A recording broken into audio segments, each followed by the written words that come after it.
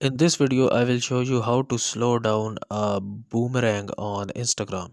So first of all, make sure that your Instagram is opened up, and then you will tap on this plus icon here, this plus icon here, and then you will go to the Reels option, and sorry, go to the story options here, and here you will see this boomerang option. You will click on this here, and now you just have to now I will create a little boomerang here. Okay, so I will just tap and hold this one here. So as you can see that okay, so this is not good, so let me just create another one. Okay, just another one here, like this one.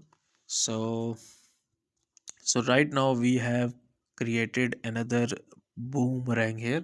So right now, as you can see that this is very fast, but you can actually slow it down. Okay, so you will see this option here, this boomerang option here. So you will just tap on this, and then you will see this option here, which is slow motion. You will click on this one, and it will process. Let's wait for it to actually complete the process for us. This will actually like slow down the boomerang. So now as you can see that our boomerang is slowed down. So that's how to slow down a boomerang on Instagram. So guys, if you find this video useful, kindly like this video and subscribe to my channel, and I will see you in the next video.